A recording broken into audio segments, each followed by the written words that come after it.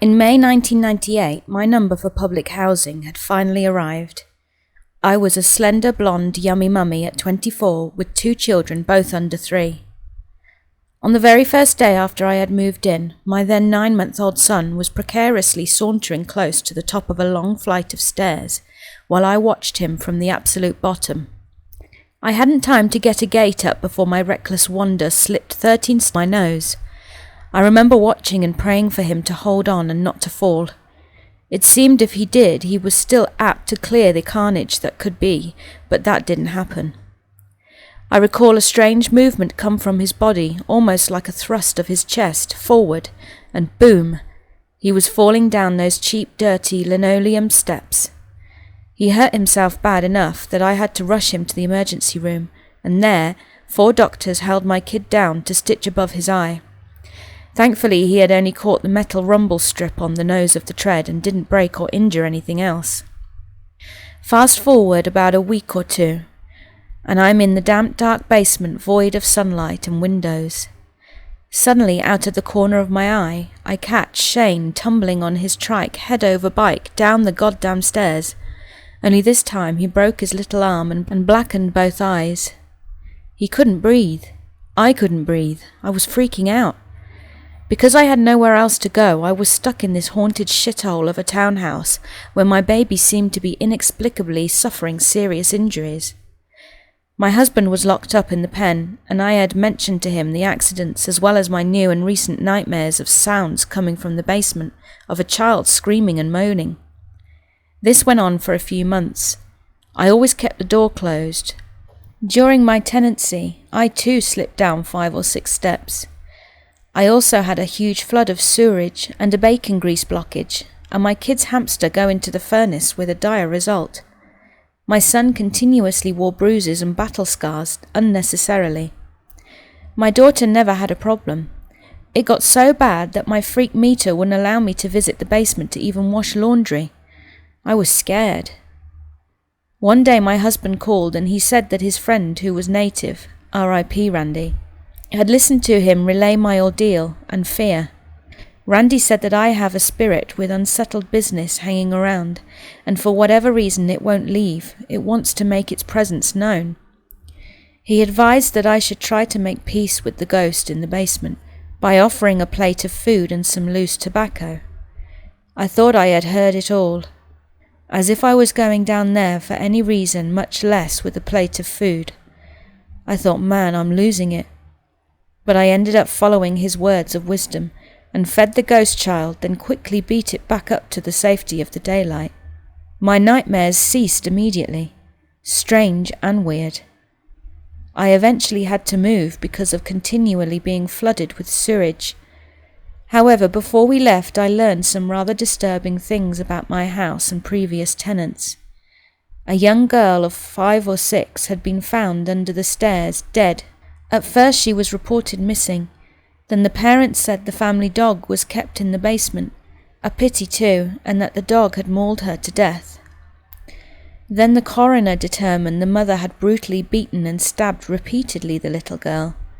The mum served 8 to 10 years inside until the Ontario government deduced that the coroner had illegally deemed the cause of death homicide. In fact, that coroner had about 20 cases that he testified and put parents away when in fact the cases weren't abuse. Dr. Charles Smith, a pathologist, made several false claims and put innocent people behind bars, labelled as the worst in society. The short of this, I felt as though the child who died in my basement was in peril because her mum hadn't hurt her, and she was sad, lonely, and becoming a menace to me. I never even drive down that street now. Actually, since I moved out in the dead of the winter of 1999, I'm certain that the girl was finally able to let go and find peace so she could rest. At least I hope she did. R.I.P. Sharon Reynolds.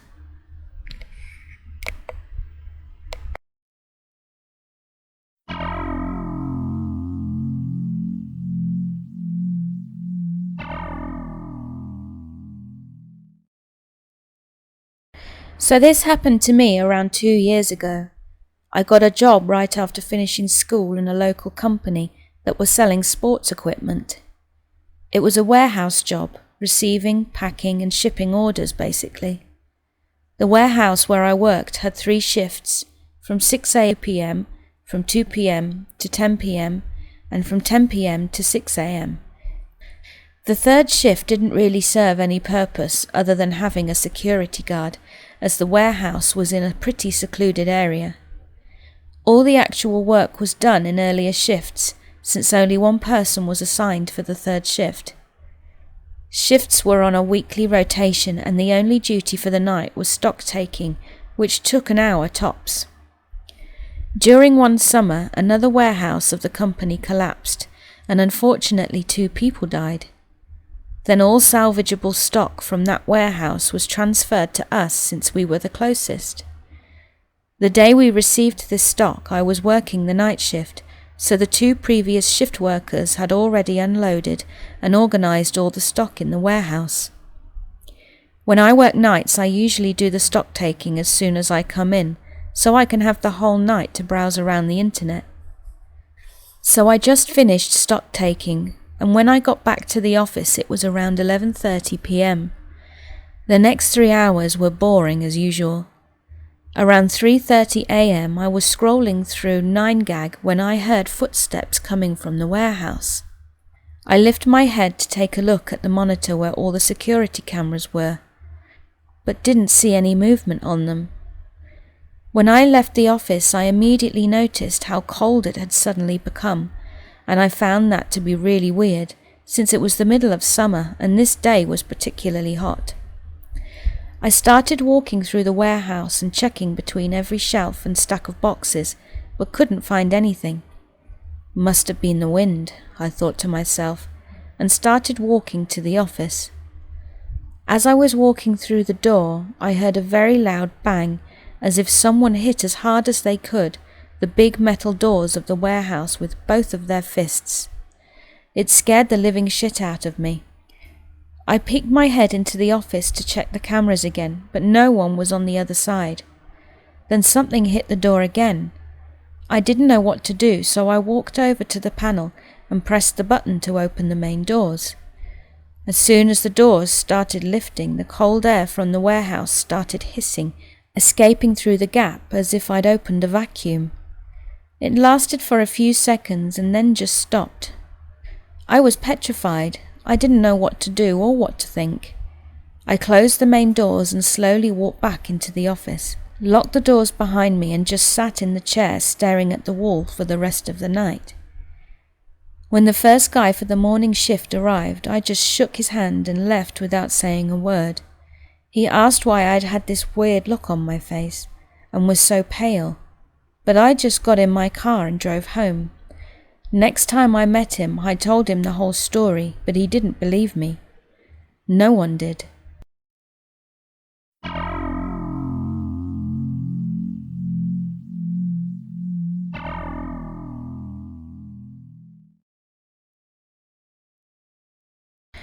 There's a man in the room with me. I can't see him, but I know he's there. I can feel him watching me. He's smoking a cigarette. I'm not sure how I know, but I can faintly smell it, like it's being carried on the wind from a great distance. He is silent, but he is most definitely here, and he's watching me. I'm not sure how long he's been here or even what he wants, but I first became aware of him nearly 3 weeks ago on a Thursday evening. My wife had taken our daughters to golf practice, and I was in the kitchen, going about chores and bagging up garbage to take out to the curb. There was a sound like footsteps that echoed in my ears. I thought I had imagined it, as I was the only one home, but after I turned towards the hallway leading back into the house, the sound stopped. "Hello?" I spoke as I slowly walked my way towards the hall from the kitchen to find the house still empty of everyone but myself. I shrugged it off as one of the dogs making noise or just an overactive imagination and went back to my chores. I gathered up the garbage that I'd been bagging and exited the kitchen through the side door to move the cans we kept outside to the curb for pickup. I dragged the 4 cans out to the curb and wondered how we'd managed to make so much trash in just over 2 weeks. My dogs barked in the house and I heard them scratching at the front door as if to get to me. I opened the door and they all ran out and into the yard. What they did next really struck me as odd. They just stopped and turned to watch me. No barking, no running the fence line around the yard as normal. Just ran to a spot in the yard, stopped and turned to watch me. No wagging tails, nothing. I called them towards the house and none of them moved. I called them again, this time louder, and motioned towards the door. The older of the 3 dogs let out a low growl and a quick bark which really stopped me in my tracks, because she rarely makes a noise except for when you first come home and walk in the door. "Come on, girls, inside," I said again, and motioned towards the door. This time I turned towards the house as if to lead them inside, and after only 2 or 3 steps I froze in my tracks. In the window just to the right of the door, which stood ajar, was a man. It was nearing dusk and the man appeared more as a silhouette in the window than anything, but I could clearly see it was indeed a man. The curtain moved slightly as he stepped from the window and into the house further. My dogs growled and barked, suddenly drawing my attention back to them, still off in the yard. I cautiously approached the door and pushed it open without stepping in. "Hello?" Again no reply, and I slowly made my way into the house. The front room sat empty, and I scanned the adjoining dining room, which was also empty. Whomever he was, he had either run upstairs, which I doubted he had time to do so without me seeing or hearing him do so, or he'd ran to the back of the house and into the kitchen. I picked up a large jar candle, as it was the only thing I saw that looked heavy enough that I could assault someone with in the event that I needed to, and made my way into the dining room and then the hallway leading to the kitchen. I walked past the bathroom, which had its door closed, and slowly towards the kitchen. I drew the candle jar back slightly in my grip as if to throw or swing it in defence, if necessary, and I stepped through the threshold into the kitchen. The room was empty. No man, no sound other than my heart pounding in my ears. I looked around and lowered the candle jar in my grasp to my waist. I doubted my eyes and looked around again, this time checking the mudroom that leads to the back deck. No one other than me in the house, the dog still barking outside in the distance. I shook my head and doubted my sanity for a moment, then turned back towards the front of the house to try quiet my dogs, setting the candle down on the counter before stepping back into the hall. The hall was dimly lit, and as I passed the bathroom I noticed the light on, shining from under the door across the hall to the wall. I know the light was not on when I passed the first time. The bathroom light was a motion sensor switch and couldn't be left on. It had to be triggered, and if no movement was seen for more than a minute, the light would turn off. I stepped quietly back into the kitchen and fumbled through a drawer, drawing out a large kitchen knife, then approached the bathroom. I heard movement within the bathroom, and for the first time I knew, for a fact, that I was not alone. "Hey, whoever's in there, I've got a gun, and the cops are on the way." I lied in an attempt to get the man to speak. I knocked hard on the door. "I know you're in there. If you don't want to get shot, I'd come out." Something shifted slightly beyond the door, and a shadow crossed the light at the bottom of the door ever so slightly. Again there was no reply. I thought of my cell phone setting in the living room and contemplating getting it and calling the police, then feeling that it might be overkill. I simply readied myself and opened the door, suddenly drawing the knife up as I did so. The light blinded me for a moment, and I thrust the knife into the small bathroom as I stormed in to find myself alone, heavily breathing, nothing around but my reflection in the mirror. The bathroom was only a half bath, and there was literally nowhere anyone could have gone to escape if trapped within. I tried to calm myself and looked both ways back down the hall, before returning to the kitchen and the front of the house repeatedly. The light in the bathroom turned itself off a minute after I had exited. I must be going crazy, I thought as I put the knife away and then walked back to the front door to call the dogs back inside. They came straight into the house after seeing me, and it was as if nothing had happened at all. They went right about their normal routines and pawed at the treat box, to which I obliged. I sat down on the couch and looked at my dogs, then spoke aloud to them. "Who was that, girls?" They all stopped and looked at me silently. The oldest dog, a Dachshund mix, lowly growled and looked towards the dining room. I got up again nervously and looked over the house, finding it empty of all but the dogs and I. 2 weeks passed and I fell back into my normal routine. There was the girls' golf practice, work, a doctor's appointment for my wife, who had been battling a cold, and everything was completely normal. Saturday night, my wife in bed sleeping and my daughters at a sleepover with their friends. I was alone to watch TV and do as I pleased. Turning the TV on, the dogs settled down into their positions in the living room, and I scrolled through the various channels until I found something that seemed interesting. A documentary on ancient Egypt. As I watched the show, I slowly drifted into a light sleep, only to be awoken by a sound in the kitchen, like dishes being moved into the sink, or someone fixing something to eat. Figuring it was my wife, I got up from my spot and wiped at my eyes, walking into the kitchen through the dark house. Rounding the corner of the hall and into the kitchen, I stopped dead in my tracks. There he was. He was standing in front of my countertop, facing away from me. I couldn't make out what he was doing, but I knew I was not close enough to the kitchen knives to consider grabbing one. I stepped back and slapped the light switch up as I moved, and I saw him turn, and then he was gone. The room, illuminated by the lights, sat empty and not a sound, other than the slight dripping of the faucet. I was speechless. I looked around in a near panic. My dogs, whom had followed me into the kitchen, wandered around aimlessly, and then the Dachshund mix stood silently between me and the counter across the room, and grumbled a deep and low growl. "Did you see him, girl?" I asked, as if she could answer me back. She looked up at me and then back to the counter, and gave a slight gruff of a bark before turning back to me, and then walking back towards the living room. My head spun a little, and I felt dizzy for a moment. Shaking it off, I walked back into the living room, thinking that I had obviously been sleepwalking, or had actually lost my mind again. Several days passed, and again, life started to blend back to a normality for me.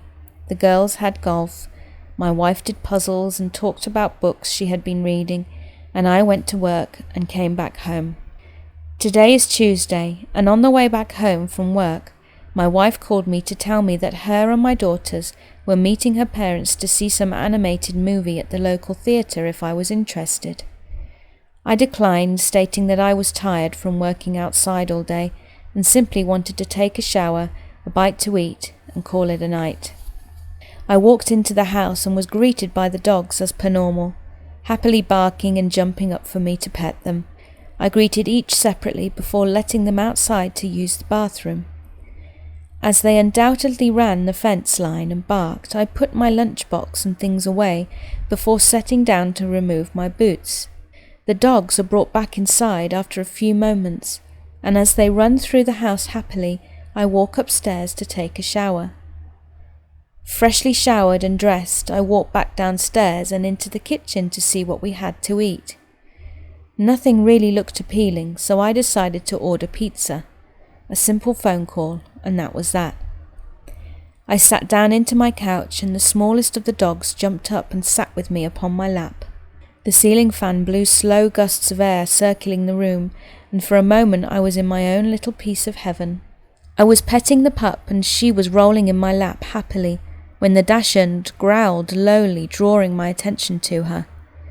She stood on the couch, looking directly at a chair across the room from me, which sat empty. She growled again, this time louder, and moved to just a few feet in front of the chair. There's a man in the room with me. I can't see him, but I know he's there. I can feel him watching me. He's smoking a cigarette. I'm not sure how I know, but I can faintly smell it like it's being carried on the wind from a great distance. He is silent, but he is almost definitely here, and he's watching me.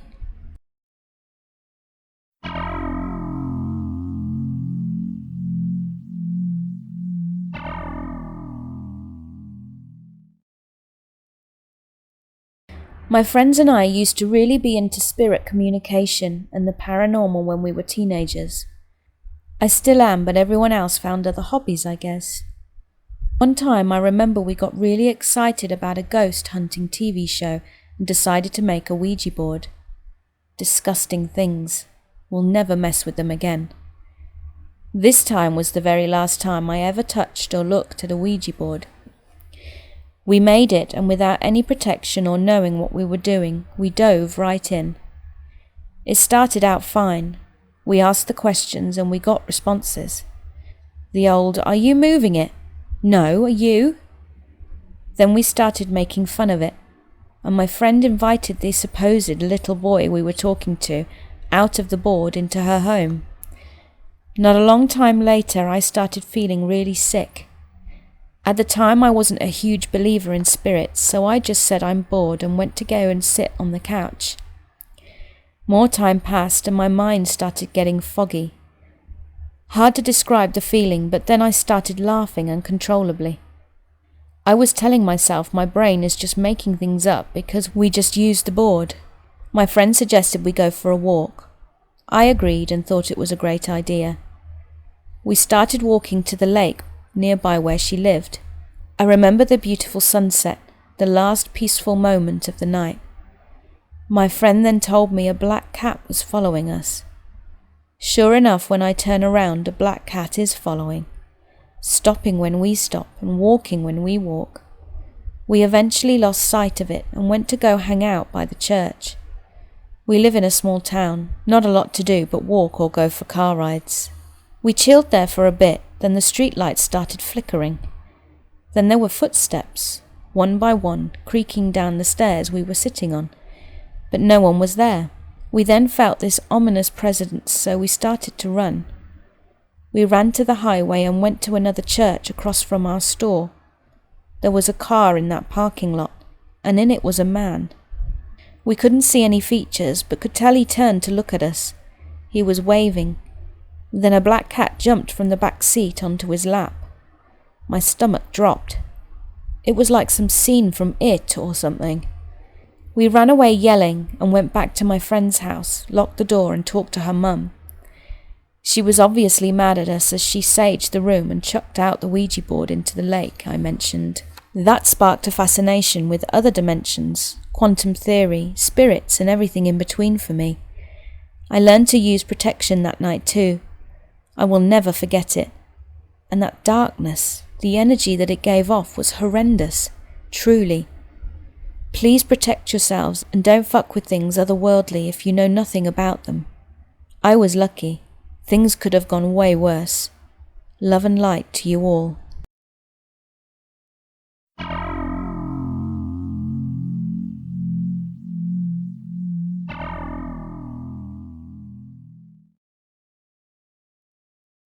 I'm going to tell you guys about a night my friends and I were at a park when some scary guy approached us with bad intentions, and it was probably the scariest thing to happen to me and my friends ever.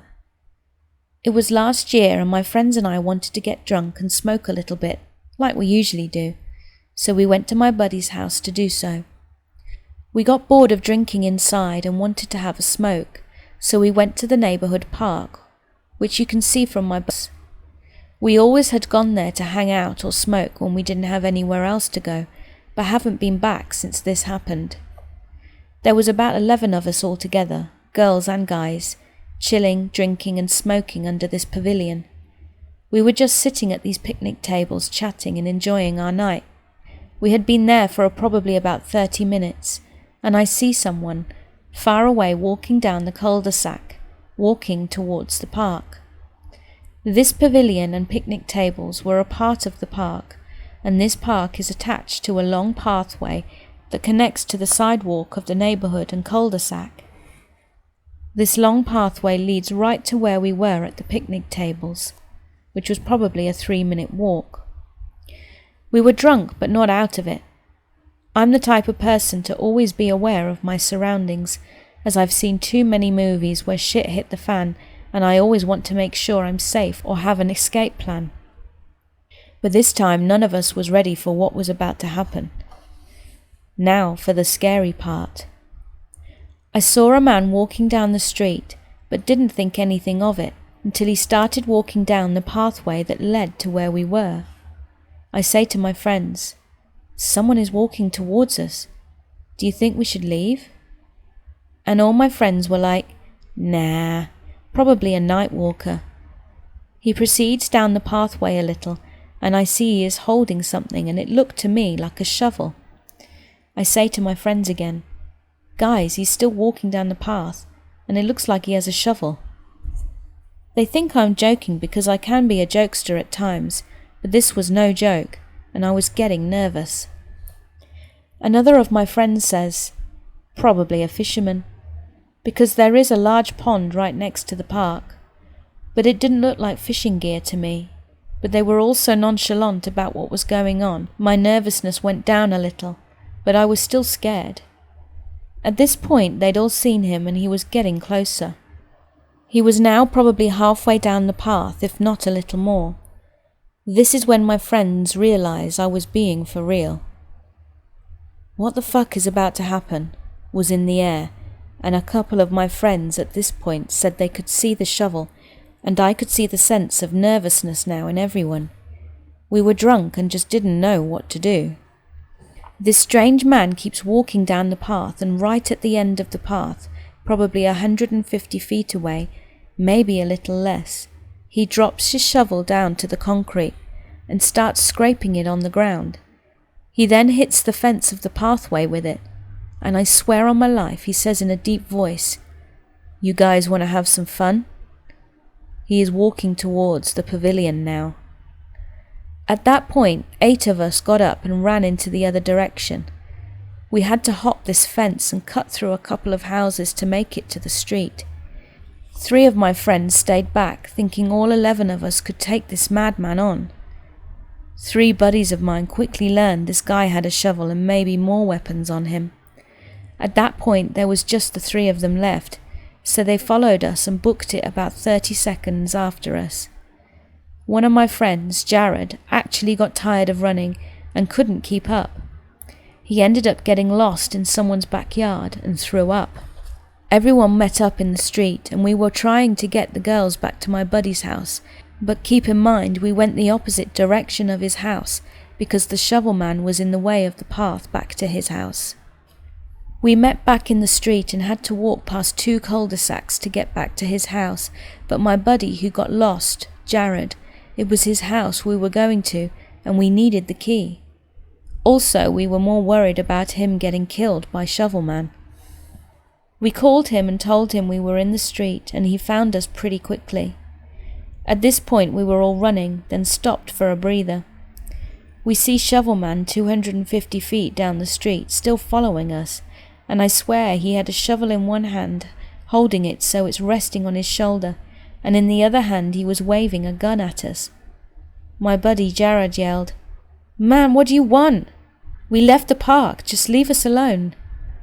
And the shovelman yelled back, "Why don't you guys come closer? Why are you so far away?" This is when we started running again, and I forgot to say before, but Shovelman had appeared again before this, so my buddy Jacob ran back to the house to get my other buddy's car so we could get the girls to safety, as they couldn't really keep up with all the running. We ran down the street for a minute or 2, then looked back. We don't see Shovelman anymore, so we start to get frantic because last time he just appeared out of nowhere, in between a couple of houses. But luckily Jacob turns up with the car and drops the girls off at the house with Jared. He returns and gets us, and we go looking for this Shovelman. Now we can run him over if we need to.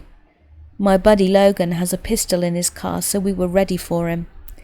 We couldn't find him anywhere. Jared was scared, pleaded for us to leave, as with all our cars there, Shovelman could have easily found out where we were. As we were leaving, someone said they saw him behind Jared's house, so a couple of us ran back there to see if he was still there, but no. To this day I think about that night, and every time I go back to my friend's house, I hope to see that Shovelman again, so I can run him over.